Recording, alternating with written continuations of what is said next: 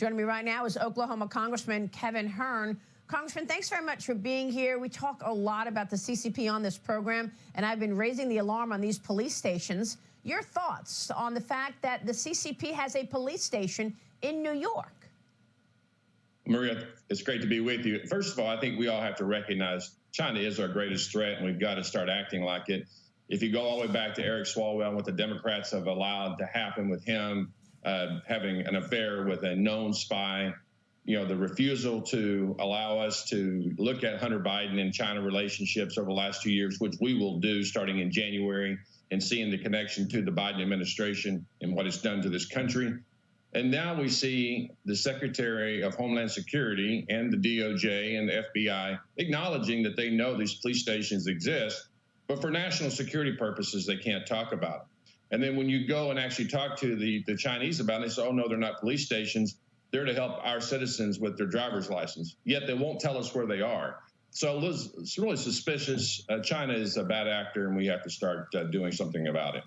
Well, I mean, you touched on a number of really important issues there, because you're right. Christopher Wray keeps telling us that the CCP is the biggest threat to America. The CCP is our biggest adversary.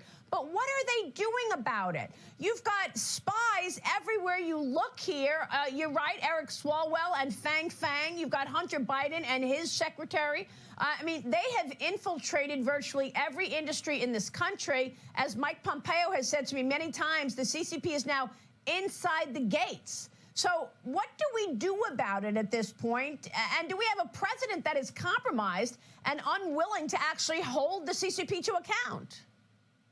You know, one thing the Biden administration did when they first came into office, and when you talk to them privately, as we did on Ways and Means and other classified briefings, is that they understood the importance of what President Trump did in going after China. No president had ever done what he did in going and directly confronting them on the issues they have in dealing with us in America. And the Biden administration has been very weak on follow-up to that. Even Kevin McCarthy, our soon-to-be Speaker of the House, if everything continues to move in the way it's going, has asked Speaker Pelosi 2 years ago about putting in place a select committee on China, and she refused to do it. He tried to get a bipartisan committee to get, this should be a bipartisan issue. There should be Democrats caring about the sovereignty of our nation and what China's doing. And so Kevin McCarthy has said that in January, we will set up a select committee on China to investigate all of these tentacles of what China is doing inside of our borders.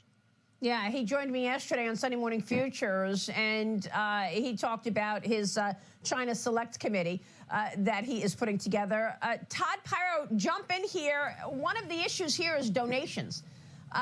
Companies that have a big China exposure are big donors to the Democrats. Well, that's the real reason, right? I mean, obviously, follow the money. I have less of a policy question, Congressman, and more of a defense question. We can shoot a missile thousands of miles away and hit an area the size of my hand. But you're telling me that we can't find Chinese police setting up shop in our country? I understand that it's secret, but come on. We should be able to find these people. Well, it's either one or two issues. It's either this government doesn't care, or they're just they're complicit in the problem. And I will tell you, Department of Homeland Security Secretary Mayorkas, I've called him to resign multiple times. I've met with him. He's been a complete failure. He needs to be impeached. What was going on the southern border for the last 2 years is an atrocity. 100,000 of our citizens have died from fentanyl coming across the southern border, and now we're finding one more issue that he's allowed. Somebody's supposed to be protecting our homeland since 9/11, and he's doing a miserable job. And he's been around this administration since 2005 under President Obama. So, you know, this guy knows what's going on. He's just incompetent and needs to go. Well, I mean, maybe, you know, as a viewer just texted me, maybe the FBI should be raiding the Chinese Communist Party's police stations rather than raiding President Trump's home. How about taking politics out of the FBI? I spoke to Republican House Leader Kevin McCarthy yesterday, and he was talking about all the lies around Russia, and that's one of the reasons he is vowing to remove Adam Schiff from the House Intelligence Committee, one of 3 Democrats from congressional committees. He's about to take out. Watch what he said. You have Adam Schiff, who had lied to the American public time and again. We will not allow him to be on the Intel Committee either. And you look, Congresswoman Omar, her anti-Semitic comments that have gone forward. We're not going to allow her to be on foreign affairs, but we're also going to stand up to what's happening, not just in the halls in Congress, but what's happening into our higher education institutions, the anti-Semitism that's going on these campuses and others. Congressman, your thoughts? Well, a lot of things to unpack there. You know, again, going back to China, but you look at what Swalwell and Schiff and Omar have done, and the Democrat Party's been complicit in allowing them to, do these things and not hold them accountable. And, they talk about a couple of tweets of our members and did something unprecedented. Speaker Pelosi pulled them off committees.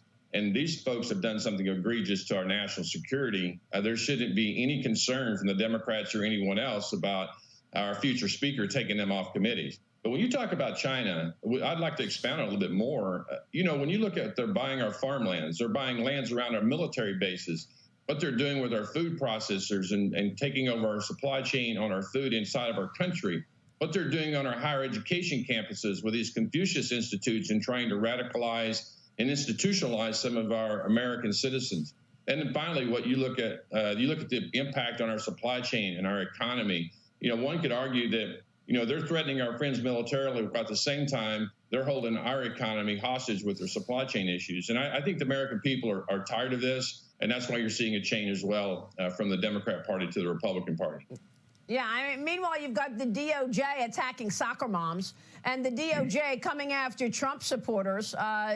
Christopher Wray would not even answer the question on whether or not the FBI had confidential human sources dressed up as Trump supporters at the January 6th Capitol breach. That was incredible as well.